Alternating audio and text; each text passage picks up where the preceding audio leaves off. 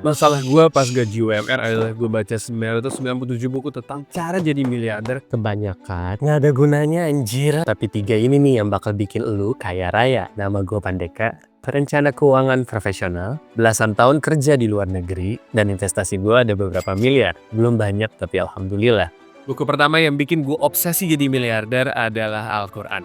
Faktanya nih satu ya, Nabi Muhammad itu juga berinvestasi. Kenapa? Karena nggak ada bukti bahwa Nabi Muhammad itu miskin. Nabi itu datang dari orang terpandang. Dia kaya tapi dia hidup sederhana. Dia memilih dia hidup sederhana.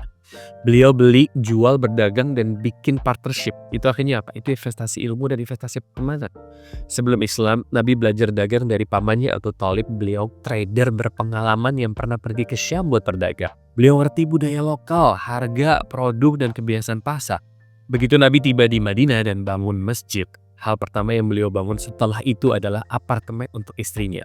Artinya apa? Nabi ngerti pentingnya investasi aset dan properti. Jadi anggapan bahwa Nabi itu orang miskin dan gak paham finansial itu salah besar. Bukti kedua di Al-Quran, Nabi termasuk Nabi Sulaiman terobsesi juga sama dunia. Tapi kalau orang iya pasti bilang, ya elah bang akhirat kali. Ya of course akhirat penting, tapi kalau muslim miskin bukan berarti dia pasti soleh kan. Ini juga keliru, benar juga kekayaan itu ujian, tapi itu gak berarti kalau lo bandingin satu orang kaya dan satu orang miskin, otomatis si miskin lebih saleh. Gak gitu juga kan. Dari 10 sahabat yang dijamin masuk surga, 4 diantaranya tuh pedagang sukses men. Mereka kaya, mereka punya usaha, mereka bukan orang susah. Nabi sendiri bilang sebaik-baiknya harta adalah harta yang berada di tangan orang yang saleh. Artinya apa? Bukan cuma boleh punya harta, bukan cuma nggak apa-apa kalau mau kaya, tapi menjadi kaya itu bisa bernilai ibadah selama niatnya benar. Tapi coba dengerin juga doa dari Nabi Sulaiman di surat Syad ayat 35. Ya Tuhanku, ampunilah aku dan anugerahkanlah kepadaku kerajaan yang tidak akan dimiliki oleh seorang pun sesudahku. Sesungguhnya engkaulah yang maha pemberi. Beliau minta kerajaan yang tidak akan dimiliki oleh seorang pun sesudah beliau. Itu Nabi yang dimuliakan Allah aja minta dunia, terobsesi. So nggak masalah kok kita fokus ke akhirat dan ke dunia juga. Yang penting kita tetap mengharap ke Allah, tetap ikhtiar mah. Sikat aja hajar habis. Oh ya kalau teman-teman setuju orang Islam juga harus kaya buat bisa kasih pengaruh lebih baik ke orang sekitar.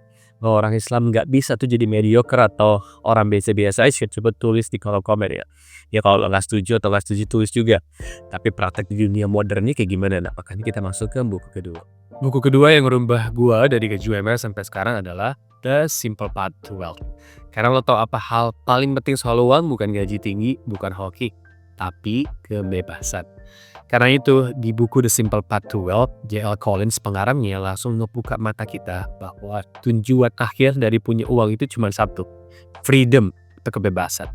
Bebas buat milih kerjaan yang lo suka, bebas buat cabut dari bos yang rese, bebas buat hidup tanpa deg-degan tanggal tua. Dan gila ya, yang bikin film ini kejadian tuh bukan trik rumit, tapi di buku ini dijelasin justru hal simpel yang orang sering remehin. Poin besar pertama di buku ini adalah satu, hidup di bawah kemampuan lo. Jadi pengeluaran lebih kecil daripada pemasukan.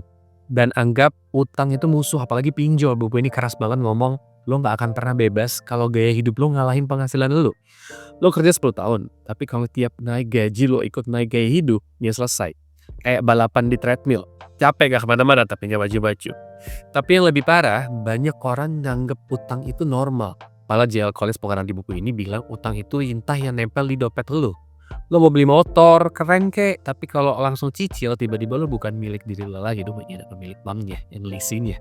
Hidup lo dikuasai tagihan yang gak habis-habis. Karena itu satu-satunya cara menang adalah simpel, hidup lebih hemat dari penghasilan lo. Dan jauhin utang kayak jauhin mantan pacar yang toksik dan yang posesif. Poin besar kedua di buku ini, nikahlah sama orang yang tepat. Buku ini bilang keputusan finansial terpenting dalam hidup adalah memilih pasangan.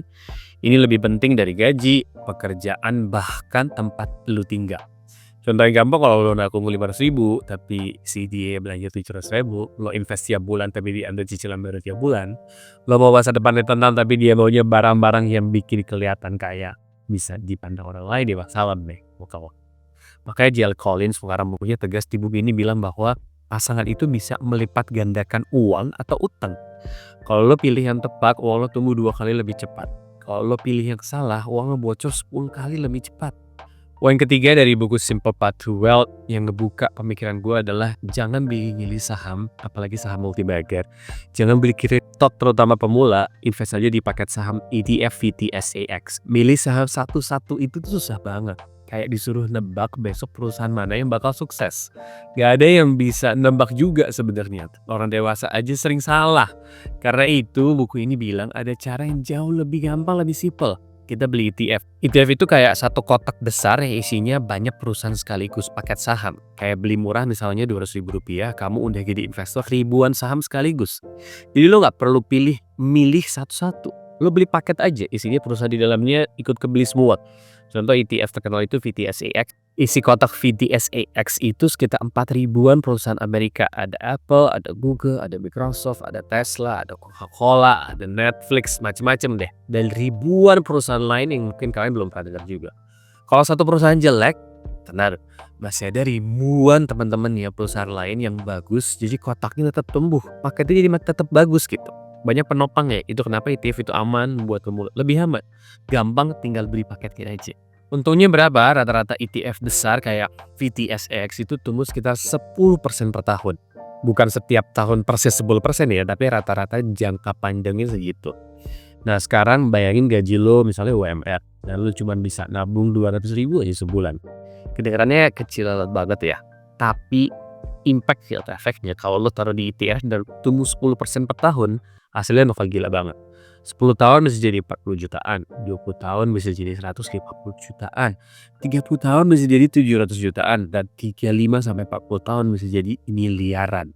Yes, nabungin 200.000 aja bisa jadi miliaran. Asal lo sabar dan gak berhenti nabung invest di tempat tadi VTSAX. Banyak orang udah kerja puluhan tahun tapi gak punya 1 miliar loh. Gue gini simpel banget, mau kaya ya pengeluaran jangan lebih besar dari pemasukan. Dan investasi simpel aja dipakai saham ETF. Tapi lu kalau gaji UMR mau hemat berapapun, kalau gak nambah penghasilan bakal sama aja bohong. Makanya buku terakhir paling penting, kita langsung ke buku terakhir. Oke, di buku ketiga, lo tau kan banyak orang bilang investasi itu dari muda biar kaya. Bener sih, tapi itu setengah cerita karena setelah gue baca banyak buku, ada satu pesan yang paling keras, paling nyentak, dan paling penting. Lo mesti kuatin penghasilan aktifnya dulu, baru investasi bisa bikin lo kaya beneran. Dan yang paling brutal ngomong ini adalah si MJ DeMarco, penulis The Millionaire Fast Lane. Poin 1, DeMarco bilang gini, lo gak bakal pernah kaya kalau penghasilan lo receh. Gila kan, itu the point banget. Jadi jelasinnya gini, kalau gaji lo kecil, tabungan lo kecil, yang lo invest juga kecil, pertumbuhan uang lo juga jadi kecil gitu kan. Ini fakta matematis, invest 200.000 bagus tapi itu butuh 30-40 tahun buat naik level. Makanya DeMarco, pengarang buku dia bilang, investasi itu bukan mesin pembuat kaya tapi mesin pembesar uang. Kalau uang awalnya kecil ya dibesarin ya tetap kecil gitu. Poin 2, active income sama dengan fondasi semua hal. Ramit Sethi juga bilang di bukunya I Will Teach You to Be Rich, tuas paling besar dalam hidup lo adalah penghasilan bukan tabungan. Kalau lo penghasilannya naik, lo bisa nabung lebih gede, invest lebih gede, punya pilihan juga lebih banyak. Nggak hidup deg-degan tiap akhir bulan. Masuk akal banget kan, anak SD pun ngerti logikanya. Poin 3, active income dulu baru investasi punya gigi. Kiyosaki di Rich Dad Poor Dad book bahkan bikin urutannya gini, kuatin skill, income naik, ada surplus. Surplusnya masukin aset, asetnya bakal cetak uang lagi buat lo. Itu alurnya. Dan kalau dibalik, lo maksa invest dulu padahal income-nya kecil, hasilnya jadi slow banget, pelan banget. Poin 4, kalau income kecil, fokus lo harus apa? Bukan ETF atau apa, tapi gimana cara nambahin skill dan income. Baru setelah income lo naik, ETF kayak VTSAX jadi mesin pengganda yang gila. Efeknya coba simpel lagi nih, kalau lo cuma bisa invest 200.000-an sebulan, bisa jadi miliaran dalam 35-40 tahun. Tapi kalau lo bisa invest 2 juta sebulan karena income naik, lo bisa nyampe miliaran dalam waktu setengahnya. Ini bukan motivasi, ini matematika. Tapi kalau teman-teman mau tahu buku-buku lainnya tentang investasi dan cara investasi dari Rp16.000, tonton video ini ya. Thanks for watching. Assalamualaikum.